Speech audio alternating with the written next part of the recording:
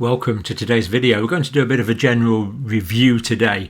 Now, I want to start off by looking at the COVID symptom tracker data from the UK.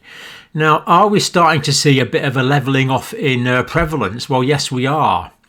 We can see here the dots. You can actually see the space between the dots here, which are the individual days, indicating rapid increase. And here they're definitely closer together, and I think we're starting to see a levelling off. Now, it has been a bit of an open question. Is the lockdown in the United Kingdom, and I know there's slightly different versions of it in the 4 countries, but basically there's a lockdown all over the UK. Is that enough to contain the level of transmissibility of the new variant? And it's looking like it is going to be enough. But it's still a significant challenge, and it doesn't alter the fact that the next few weeks are going to be really, really tough.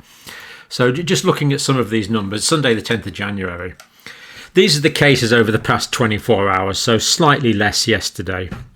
A peak on, when was that? That was Friday, that number there. So over 3 million officially diagnosed cases. Hospitalisations, dear me, on Saturday another 4,000 people admitted to hospital. This is just getting on for sort of disaster levels, really. And because of the increasing cases that we've seen here, because of these increasing cases, it is utterly inevitable, as sure as night follows day, that there's going to be more pressure on the hospitals, and I just don't know really what we're going to do over the next few weeks. It really is a serious, dangerous situation now. Deaths, really, well, over 1,000 now for what? 1, 2, 3, 4 days. That was the death figure on Saturday. So over 80,000 deaths now. And these are the deaths within 28 days of a positive diagnosis.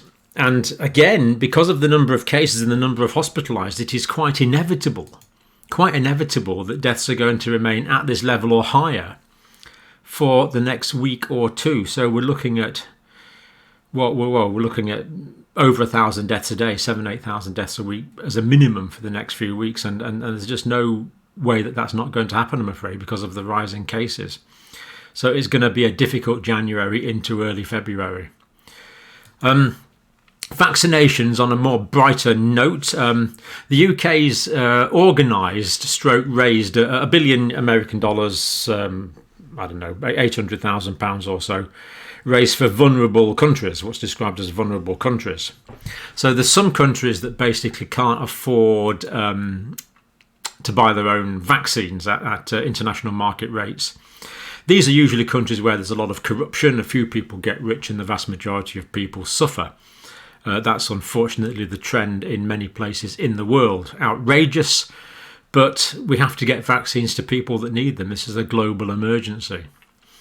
If anyone wants to consider how to get rid of global corruption and therefore alleviate world poverty, then don't let me stop you. Please do so. But in the meantime, we've just got to get these people these vaccines. This is absolutely critical, life-saving, pandemic-ending stuff. So this UK initiative, well, the combination of that and the UK's pledged just over £500 million, that must be about $800 million, whatever, it's about 130 the exchange rate now, I think. 680 million euros. This is a lot of money to COVAX. This is the WHO initiative to vaccinate the world. And collectively, these two means that 1 billion vaccines are going to over 92 what's described as developing nations. So a good start. And it's good to see that the UK are taking an initiative in this. Let's hope other countries and unitary groups do so. And indeed are doing. Germany, Canada and Japan, for example, have also pledged to support this. Foreign Secretary Dominic Raab will only be safe from this virus when we're all safe, which is, he goes on to say, why we're focused on a global solution to a global problem. And as I say, Germany, Canada, Japan, excellent news. They have all contributed as well. So that is a developing good news story there. The saying is, it isn't over for anyone till it's over for everyone. I mean, just look at this South Africa variant. And the potential for global problems that's caused if the disease is not eradicated in some African countries, for example. New variants could arise, and we could have third wave, fourth wave. Doesn't bear thinking about, does it? Now, Her Majesty the Queen and the Duke of Edinburgh. Her Majesty is 94, the Duke of Edinburgh is 99. They've both been vaccinated in order of their age group. So delighted to see they haven't jumped the queue. It is their time to be vaccinated. Now, I don't want to embarrass my mother too much, but she's well into her 80s, very well into her 80s, in fact, and she hasn't been vaccinated yet. So not where we'd like it to be, but let's hope that this high-risk group is going to be vaccinated really quite quickly. Now, it's unusual for the royal family to declare medical information like this. There is a precedent here. Prince Charles and Princess Anne, when they were children, it was announced they had the polio vaccine in the 1950s. There was an outbreak of polio, in the UK in 1950. I mean, it was terrible. I can remember when I was a little boy at school, some of the bigger boys had calipers. Terrible when you think about it now. I mean, I just couldn't understand why they were running around with these clumpy things. But they had these calipers because of polio-form weaknesses, and some went on to lifelong paralysis and lack of growth of the limb and all that sort of stuff from the outbreak of polio as late as the 1950s in the UK, and I think there was one in America as well. Terrible tragedy for these children when you think about it. So that's within my living memory anyway. That I remember thinking some of the big. Why have some? I think I might have asked my mum, why have some of the big boys got these clumpy things on the legs, mum? It was that kind of period. Anyway, I digress. Matt Hancock is delighted that the royal family is being vaccinated in age groups. That is good. He says we're defeating this virus jab by jab. We are, Mr. Hancock, but remarkably slowly. I'm really hopeful that the military are going to get a real kick in the pants going on this and really get this going. I really hope so. First dose is 1.3 million. Second dose is 21 million. We're doing about 200,000 per day, but it's going frustratingly slowly. I mean, I've personally volunteered to do vaccinations, and last week, and I haven't heard back yet. I'm sitting here raring to go. I'd love to get into a vaccination team, but haven't heard back yet. So let's hope someone gets that organised sooner rather than later. Medicines and Healthcare Regulatory Agency, MHRA, has now authorised, just to remind ourselves, in the UK we've authorised the Pfizer-BioNTech, the Oxford-AstraZeneca vaccine and the Moderna National Institutes of Health vaccine. Trouble is we haven't got any of these. We haven't got any of the most expensive vaccine currently available to the best of my knowledge yet. We are giving out the Pfizer and the Oxford. But the European Medicines Agency and the FDA have not authorised the Oxford vaccine. I've reminded them before. We need this vaccine to be rolled out globally at normal fridge temperatures and get on with it. We don't know what vaccine Her Majesty the Queen has had. I'd love to know, but it's not released. So. Now, moving on to Vatican City, the leader of the world's Catholics, Pope Francis, who is indeed himself 84. And I think Pope Francis is actually lacking a bit of a lung as well, so he's at high risk for two reasons. Anyway, he's getting vaccinated next week. His public declared that, so that's good. Urge people to get the vaccine. There is a suicidal denial, which I cannot explain, but today we have to get vaccinated. So he's talking about people that don't want to get vaccinated as a suicidal denial, which of course we agree with. Now, this is important for the world's Catholics. I believe that ethically everyone should take the vaccine. That's from the Pope himself. It is an ethical choice because you are gambling with your health and your life, which is one thing, but you're also gambling with the lives of others, which is something completely different. So you will get no argument between me and the Pope on that matter. So I'm delighted to see that he's gone public on that. So we've got the Her Majesty the Queen, Duke of Edinburgh, and the Pope all going public on the vaccine need, the crying need that this world has for vaccines.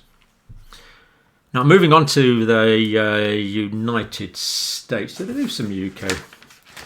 Yeah, we've done the UK numbers, haven't we? It's not good. Moving on to the United States, just a summary data here. Various sources. They're all predicated on the CDC one, really. I mean, some independent sources do have more up-to-date data, which is good. So cases in the United States, 22 million. And the numbers are high. Now, having caught up from the Christmas New Year lag, it's estimated that the cases in the United States have increased by 14.2% in the past 7 days. This is huge, and it's going to feed through into even more pressure on hospitals and even more sick people. Basically, this means more of our brothers and sisters are going to suffer, and a proportion of them are going to die. That's what this means. Testing in the United States, good, over 2 million on Saturday. So tests are still increasing in the States, which is only good. Hospitalisations actually down a tad. Now, up 5.7 in the past 7 days, but down a tad since yesterday. I suspect, kind of reading between the lines here a bit, what is happening is people staying in hospitals in the United States have been rationalised. I suspect in many areas people are only staying in hospital if they really need to. And I also suspect they're discharging people who are there for other reasons and not admitting people for other reasons. I mean, locally in England here, the elective surgery in my area is, as far as I know, completely stopped. Outpatient appointments have completely stopped. And this is just devastating for people perhaps with an early cancer diagnosis. It's terrible. Terrible for them. Absolutely awful. I mean, I've had to tell people, it's terrible just thinking about it.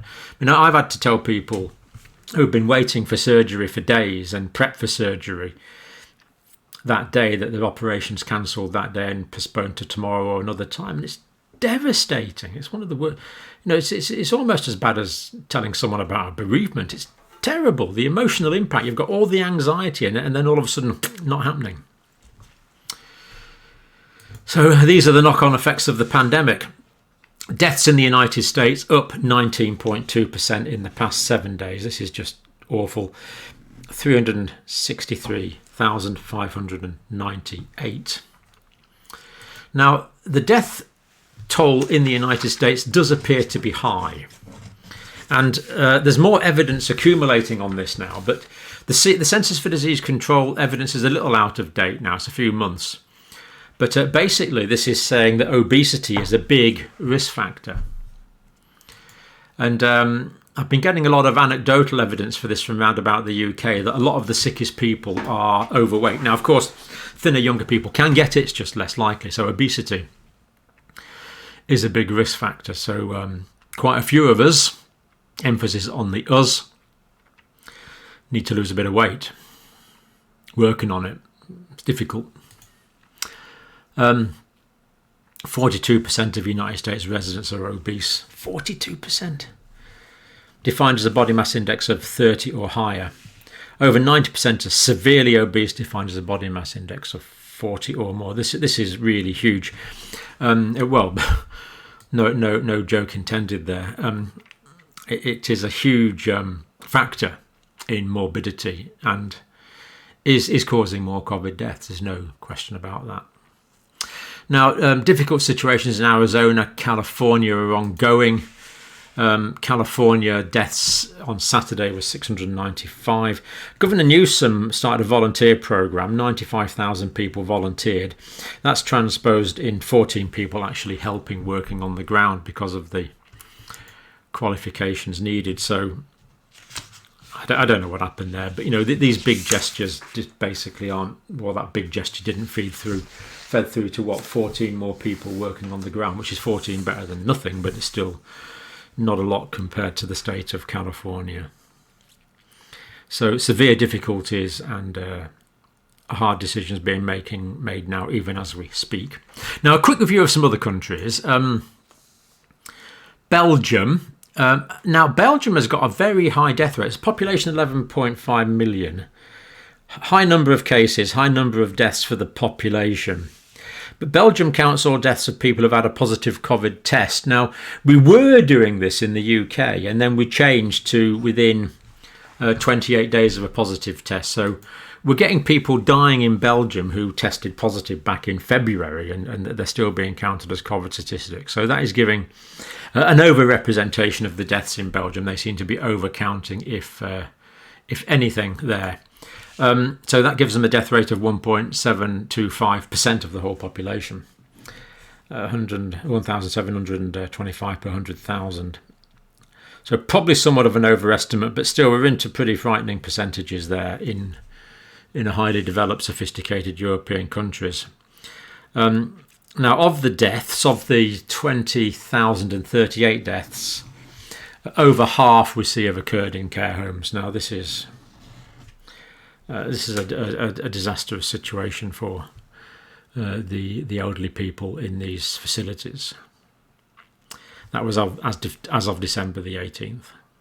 So that number will only be higher now. France, population 67 million, cases getting on for 3 million, deaths 67,000. Now, the new UK variant, as we now seem to be calling it, as there's a trend to call viruses from where they're discovered, unless you work for the World Health Organization, but the new UK variant found in Marseille. So, bad news to hear that's found there. If it's been found there, it could be in other places.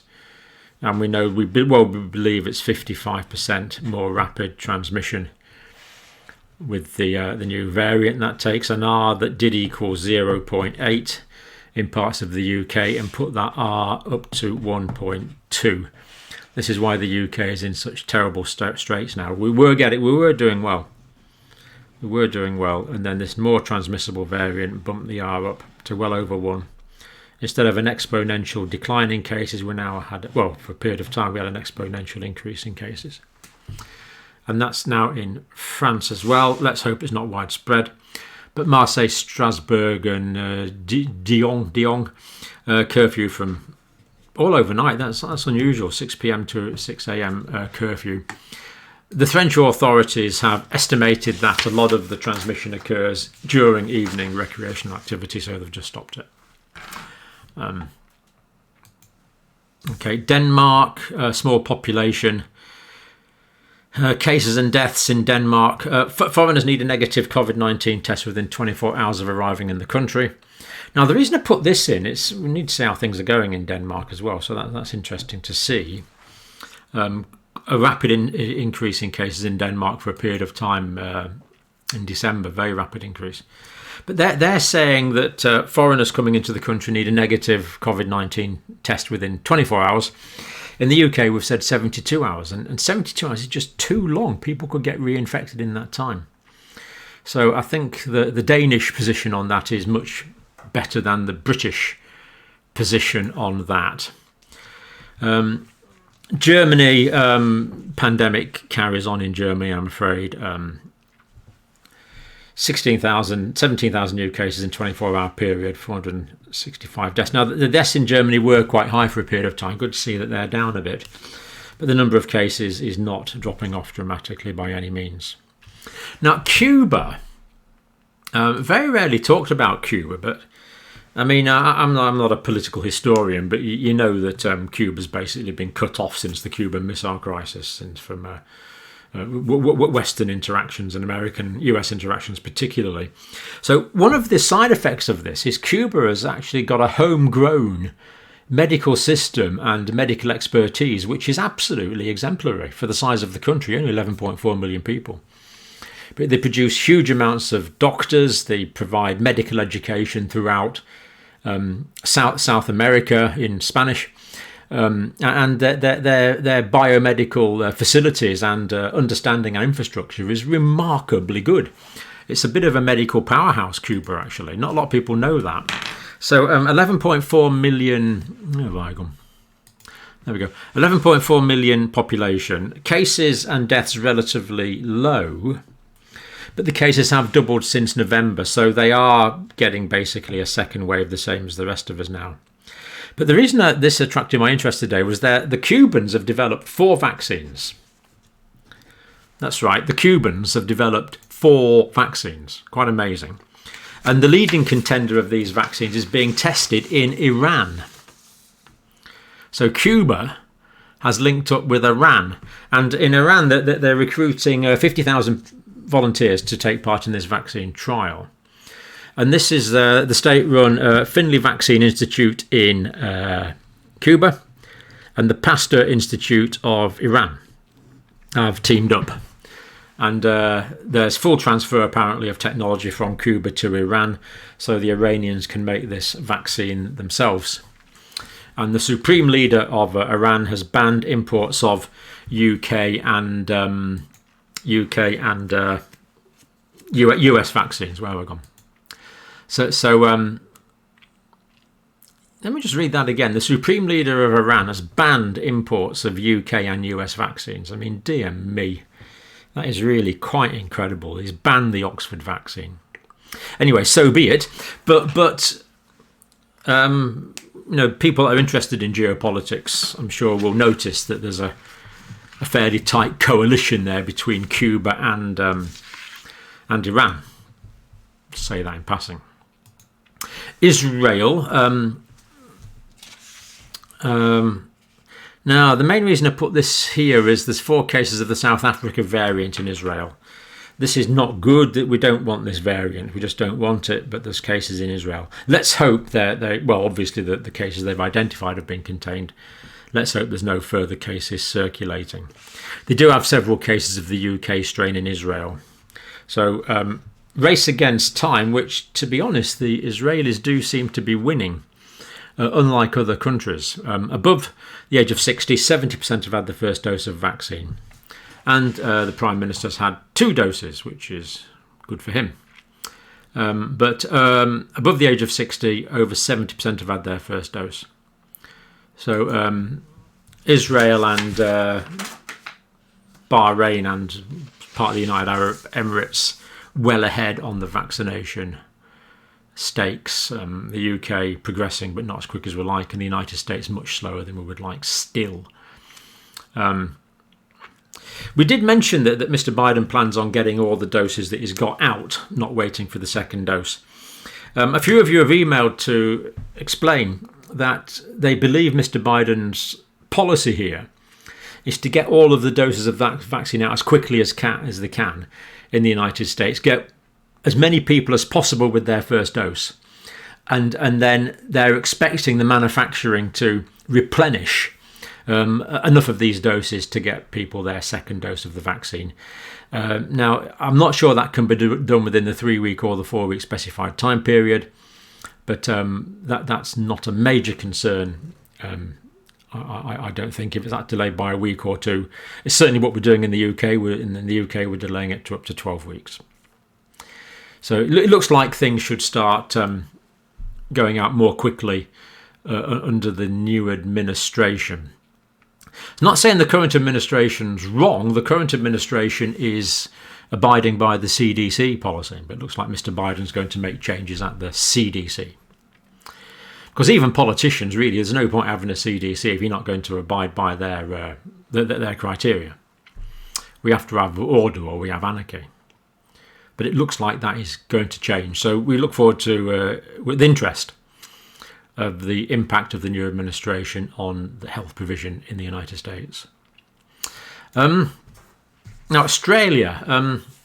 Queensland, no community transmission for 100 days, which is brilliant. Currently managing 20 active cases, though, from people that have been repatriated. So let's hope these are all under control. And we know Brisbane's on a snap 3-day lockdown. First green flight. So there's been a flight from Auckland, New Zealand to Brisbane Airport and no quarantine necessary. They can just walk out the airport as if there's no pandemic, which of course is good because there's no cases in Auckland, because there's no cases in New Zealand. The airport is segregated though, because you could have people that are potentially carrying the virus who are being repatriated to Australia and they're not mixing with the green flight people. Now, it looks like I've got a slightly misunderstood the situation in Australia. So who wrote this? Nick wrote this. The reason for the lockdown in the reason for the lockdown in Queensland, in Brisbane. The reason for the lockdown is a maid working in a quarantine hotel in Brisbane caught what is called the Kent strain. We'll let that go. Caught the Kent strain from an infected quarantined traveller who symptomatically tested positive in January. Now, it wasn't this maid's fault, but she picked it up from this individual. It's now transpired, who was in a quarantine hotel, and then the worker at the hotel. She spent 5 days travelling and living broadly across Brisbane before being detected.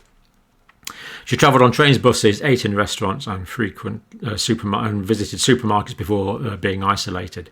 So this is the reason. It's this one individual worker who's come into contact with someone who's quarantined, who's potentially spread this across Brisbane, and we do think it might be the new UK variant. So this is the reason for the lockdown, not the low likelihood of an infected traveller from Melbourne to Brisbane. So thank you for that clarification, Nick. Always good to get information from people on the ground in Australia. Now, I expressed incredulity yesterday about the Australians not getting the vaccine bashed out. And MD user, no, I'm not identifying MD, but they used to work for the drug regulatory authorities in Australia. Like you, I have no idea what additional vaccine data the Australian government and the chief medical officer and the regulators are waiting for. The efficacy data have mostly been published and are available on the FDA and indeed the MHRA website, the Medicines and Healthcare Regulatory Authority in the UK. We have a small team who have checked the available data for our local infectious diseases unit, and it looks okay. The initial trial-based safety data have been augmented by the experience of administration of millions of doses in several countries, and yet the Australian authorities have still not acted. If there were unexpected short-term adverse effects, that would have cropped up by now. MD says, "My feeling on the ground is that people here and in New Zealand have become complacent because of the great success the countries have had in controlling community transmission. They use this to justify waiting to be really confident in the safety of the vaccines without saying what that actually means, because I'm confident already, and it sounds like MD is as well. This policy could really bite us if there is a significant community outbreak of the variant forms from the UK and potentially South Africa. So I think your incredulity is justified, and MD says they would like the Oxford vaccine first. As indeed would I, but we're not going to get the choice. We'll get whichever one we've given, and we'll be grateful." Now, just briefly, a bit of science before we finish today. SARS coronavirus 2 transmission from people without COVID-19 symptoms, published in the Journal of the American Medical Association, 7th of January. Now, the US CDC used metadata. Now, this is important to know because we need to know who's driving infections. Who is it that's causing most people to become infected? And they wanted to assess whether it's pre-symptomatic, never symptomatic, or symptomatic people that are causing most infections. Now, I know we have talked about this before on this channel, but here we've got some data from this CDC study, so that's why I'm including it. So the results, mean incubation period of 5 days. Now, we were saying a median incubation period of 6 days, so it looks like 5 days now is the median incubation period from when someone contracts the virus to when they get first symptoms. So 5 days is the median. Now, not saying it can't be up to 14, it can certainly be up to 12, 13 or 14, but 5 is the median. People are infectious for a 10-day period before and after the first day of symptoms. So what happens is, if we call day 1 the first day of symptoms, then so that's the first day of symptoms, day 1 there. So people will get the infection then. Then there can be a median of 5 days from when someone gets the infection to the first day of symptoms. And then they're symptomatic for a period of time after that. So there's a 10-day period around about here when people are infectious, before and after they become symptomatic. But the infection period is usually 10 days, is what they're saying. Now, they're saying 30% of individuals with infection never get symptoms. Now, this is not consistent with the data from the COVID Symptom Tracker app. They're saying 30% are truly asymptomatics. The COVID symptom tracker app are saying only 20% are truly asymptomatics. So we have a tension there. So from this data, 30% from the COVID symptom tracker data, 20% are truly asymptomatics. In a sense, it doesn't matter because we know that people can be truly asymptomatic and have to account for that. 75% of these asymptomatics are as infectious as symptomatics. So what it's saying is some people that are asymptomatic are less infectious, about 25%, but the vast majority are just as infectious as people with symptoms. So that's really quite an interesting thing to confirm. I mean, we've known it for a while, but this is saying that people without symptoms can be shedding just as much virus. In fact, 75% of people without symptoms are shedding just as much virus as people without symptoms. This is why at the moment I must assume I'm infected, and I must assume everyone I could come into contact with is also infected. This is because we've got this massive spread situation at the moment. Now, the proportion of transmissions from infected people who never develop symptoms, 24% of all new cases. So people that are fully asymptomatic account for 24% of, if you like, the next generation of infections. People that are pre-symptomatic, that's people that are feeling fine at the moment but will go on to feel sick, 35% of all infections. That means 59% of all new transmission, of all new infections are caused by people that are not sick at the time. And 41% are from people that are sick at the time. And of course, this 59% of people that are transmitting when they are feeling well is why we have a pandemic.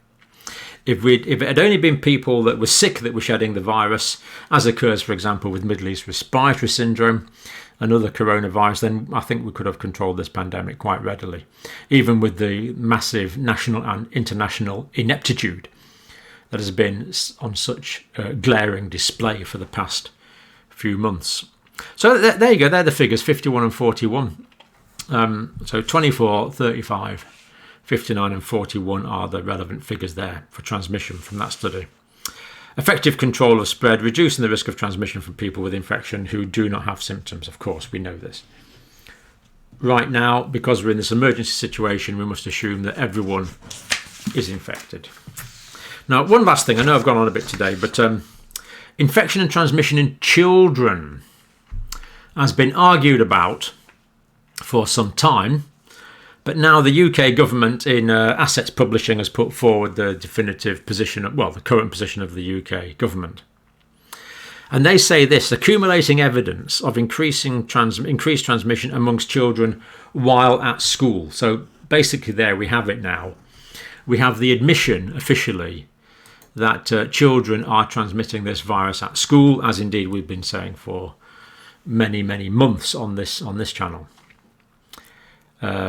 School-aged children are transmitting the virus probably as effectively as adults while at school. They don't comment on actually the level of effectiveness. When I said they're transmitting it as effectively as adults, I don't actually know that for sure. But it's certainly increased transmission. And there's a question mark as to whether they're transmitting it even more quickly. Well, no, there's not a question mark. We know that children are transmitting the new variant more readily than the old variant. That's not in doubt either. So they're highly confident about this for children of secondary school age, which is like the 11 to 16, 17, 18-year-old age group. Children and young adults. Difficult to quantify the size of the effect. So they're saying it happens, but they're not putting a number on it. So children 12 to 16 can transmit within households as well as in educational settings.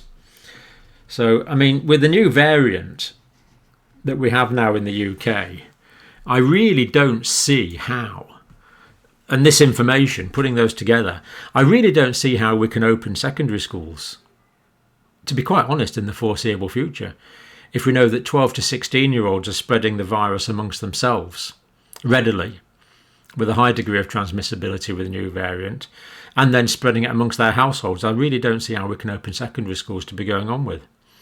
It looks like the effect is less in junior school children and significantly less in nursery age children below 5. But I think the implications of that are really quite significant for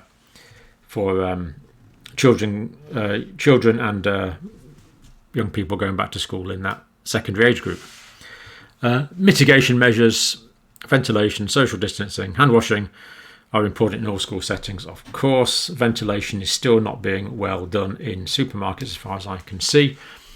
And talking to people in hospitals, it's still not being well done in a lot of hospitals either. But we've mentioned that once or twice on this channel already. Okay, if you're still with us today, apologies, I've gone on rather a long time today, but hopefully that was useful. We are going to be in a difficult situation for the next weeks in Western countries and in many other parts of the world that we haven't had time to look into everywhere. But pleased to see that longer term measures are starting to be taken in terms of vaccination nationally and on the international in the international forum. So that's good for the longer term. Short term still very difficult, very difficult. Right, thank you, of course. Thank you for watching.